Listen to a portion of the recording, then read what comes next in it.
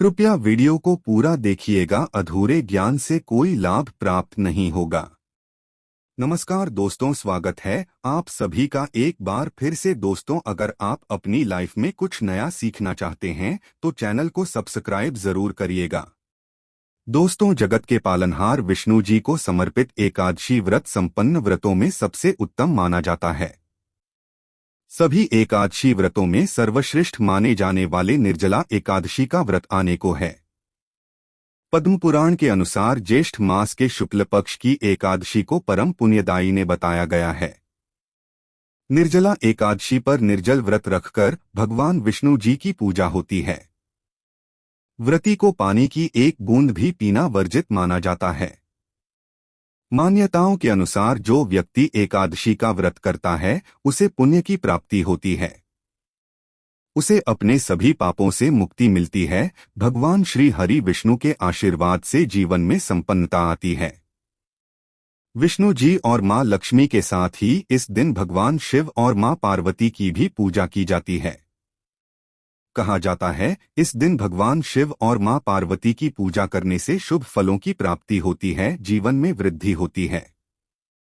दोस्तों, वर्ष में कुल 24 एकादशी मनाई जाती है। अधिक मास में 2 और बढ़ जाती है। इनमें सबसे ज्यादा महत्वपूर्ण निर्जला एकादशी मनाई जाती है। और जो भक्त निर्जला एकादशी व्रत रखता है उसे संपूर्ण एकादशी व्रतों का फल प्राप्त होता है। महाभारत काल में स्वयं वेदव्यास जी ने इस एकादशी की महत्ता बताई थी। वेदव्यास जी के कहने पर महाबली भीम ने यह व्रत किया था। पौराणिक कथा के अनुसार पांडु परिवार एकादशी व्रत श्रद्धा भाव से करते थे, मगर भीमसेन व्रत करने में असमर्थ रहते थे क्योंकि भूख पर उनका नियंत्रण नहीं था। वे एक समय का खाना भी खाए बिना नहीं रह पाते थे। अपने परिवारजनों को व्रत करता देख उनका भी व्रत करने का मन करता था, लेकिन वे मजबूर थे। वे भगवान विष्णु का निरादर नहीं करना चाहते थे।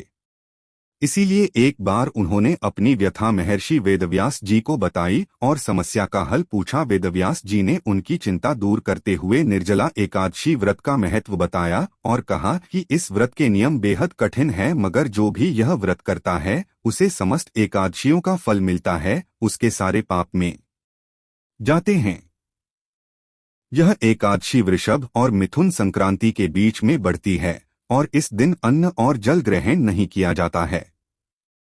भीमसेन ने वेदव्यास जी से संपूर्ण विधि पूछी। महर्षि वेदव्यास जी बोले, हे भीमसेन, तुम ज्येष्ठ मास के शुक्ल पक्ष की एकादशी के सूर्योदय से लेकर द्वादशी के सूर्योदय तक पूर्णतः अन्न जल त्याग कर देना। इस दिन बिना जल के निर्जल निराहार रहकर इस व्रत का पालन करना और संयमित रूप से इस एकादशी के दिन अधिक से अधिक जल का दान करना, मीठे जल का दान करना, जल कलश का दान करना और अगले दिन द्वादशी का जब सूर्योदय हो उस समय इस व्रत का पारण करना। इस व्रत का पारण जल और तुलसी पत्र के माध्यम से ही करना। वेदव्यास जी के कहने पर महाबली भीमसेन इस व्रत को करने आगे, इसीलिए इस एकादशी को भीमसेनी एकादशी भी कहा जाने लगा। दोस्तों, एकादशी तिथि प्रारंभ हो रही है 30 मई दिन मंगलवार को दोपहर 1:07 पर और इसका समापन होगा अगले दिन 31 मई को 1:45 पर। उड़ाया तिथि अनुसार गत 31 मई को रखा जाएगा निर्जला एकादशी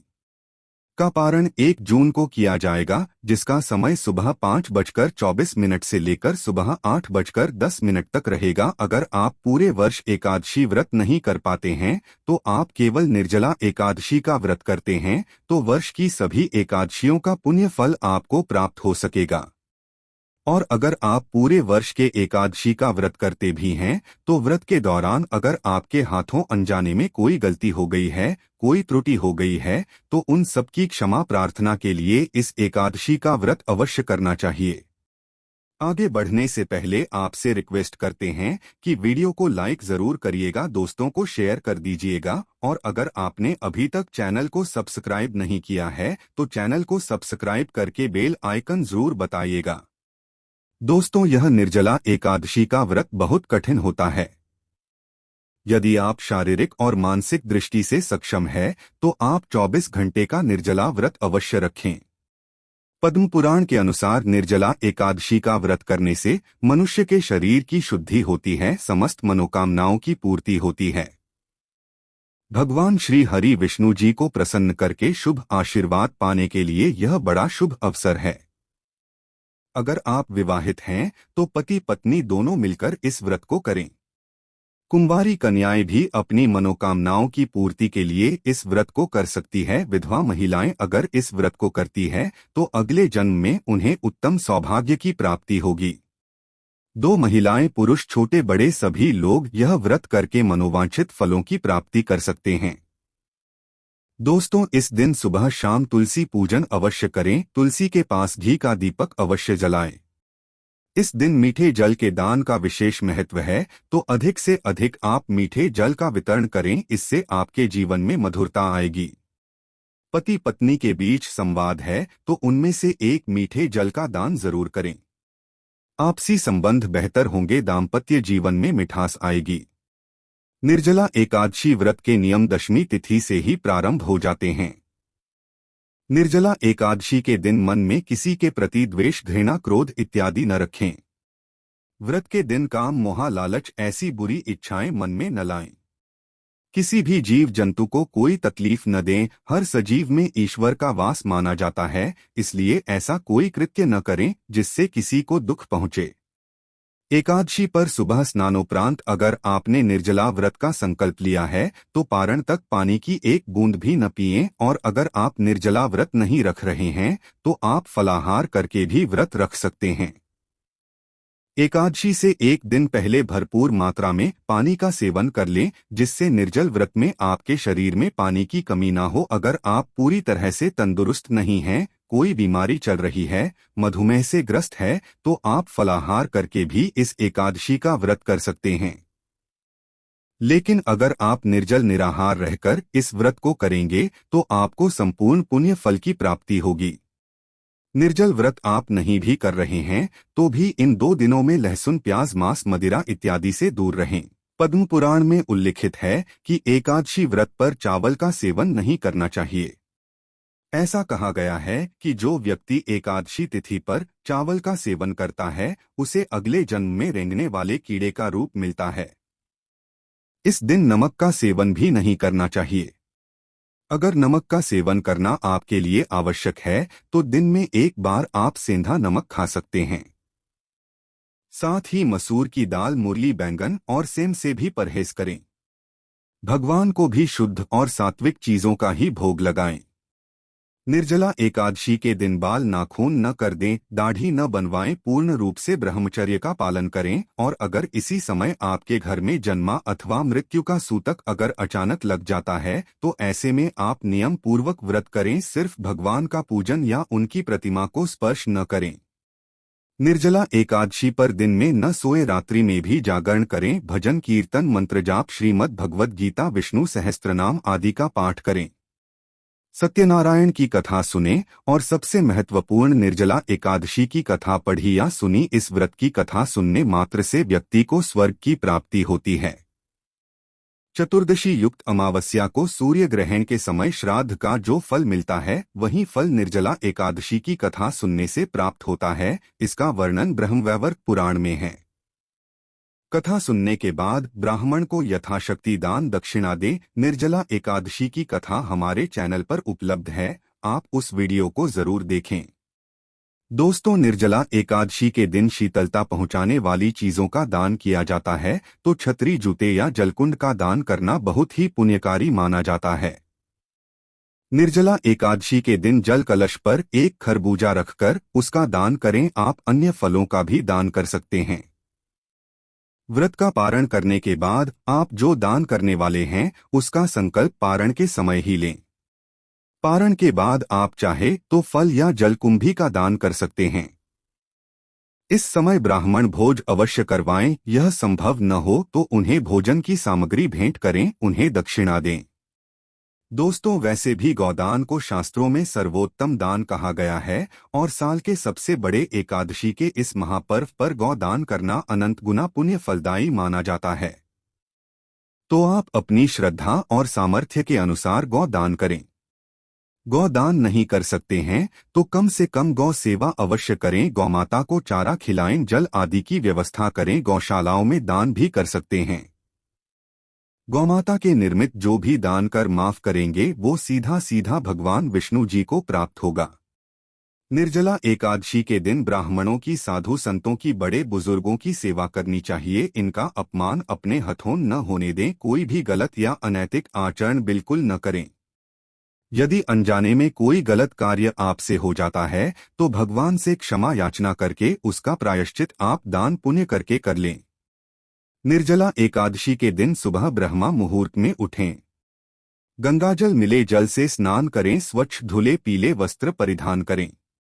रंग विष्णु जी को सबसे प्रिय है। उनका परम प्रिय वस्त्र है पीतांबर। पीला वस्त्र आपके पास न हो तो पीला गमछा या कोई पीला कपड़ा अपने साथ रखें। अपने मस्तक पर चंदन का तिलक लगाएं। तुलसी के पत्ते एक दिन पहले तोड़कर रखें। तुलसी के पत्तों का इस पूजा में बड़ा महत्व है। निर्जला एकादशी के दिन अक्षत यानी चावल का प्रयोग पूजन कार्य में या किसी भी अन्य कार्य में वर्जित है। अक्षत की जगह जौ या तेल का प्रयोग करें। काले या सफेद तिल, कोई भी तेल आप ले सकते हैं। विष्णु जी को पीले फूल अर्पित करें। इस दिन घर में पूर्व या उत्तर दिशा में साफ सफाई करके रंगोली पर एक चौकी में जाएं। चौकी पर पीला वस्त्र बिछाएं और उस पर मध्य में विष्णु जी की मूर्ति या प्रतिमा स्थापित करें। उनके दाहिनी तरफ एक गेहूं की ढेरी रखकर उस पर मिट्टी या तांबे का जल कलश रखें। उस पर श्रीफल यानी नारियल रखें।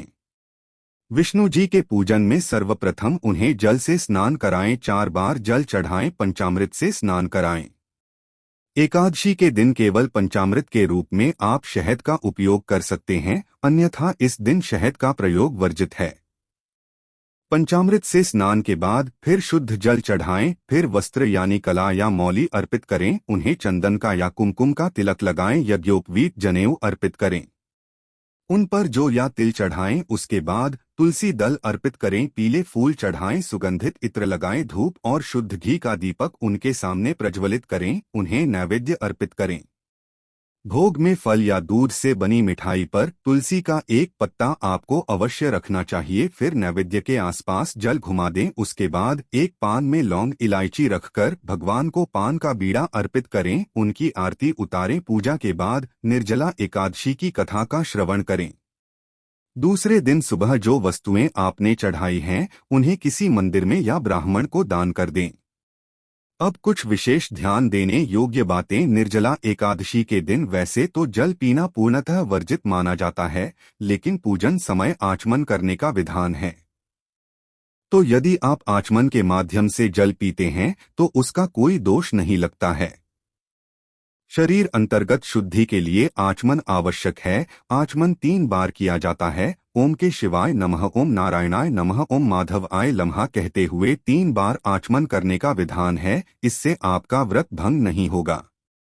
आपके मुंह में लार बनती है, उसको भी आप अंदर उतार सकते हैं, क्योंकि वह शारीरिक क्रिया है, उसका भी कोई दोष नहीं लगता है। जो लोग किसी बीमारी से ग्रस्त हैं, जिन्हें रोज दवाइयां लेनी पड़ती है, वह अपने वक्त पर दवाई ले सकते हैं। गोली लेने के लिए जल पीना आवश्यक है, तो उस समय जल पी भी सकते हैं। व्रत में औषधि सेवन का कोई दोष नहीं लगता है। कुछ दवाइयां पानी के बिना निकल नहीं सकते हैं। ऐसे में इस समय अगर आप पानी पी लेते हैं तो उसका भी दोष नहीं लगता है। तो विधि विधान से यह व्रत करें और प्रभु के आशीर्वाद से अपना जीवन सुखमय बनाएं। आप सभी को इस निर्जला एकादशी की बहुत बहुत शुभकामनाएं। आज के लिए बस इतना ही दोस्तों। अगर आपको यह वीडियो पसंद आया है तो वीडियो को लाइक करिएगा, दोस्तों को शेयर जरूर करिएगा और चैनल को सब्सक्राइब करके बेल आइकन जरूर दबा देगा, ताकि आने वाला नॉलेज बल भरी हो आपको सबसे पहले मिले। दोस्तों मिलते हैं अगले वीडियो में, तब तक के लिए goodbye. Thanks for watching my video.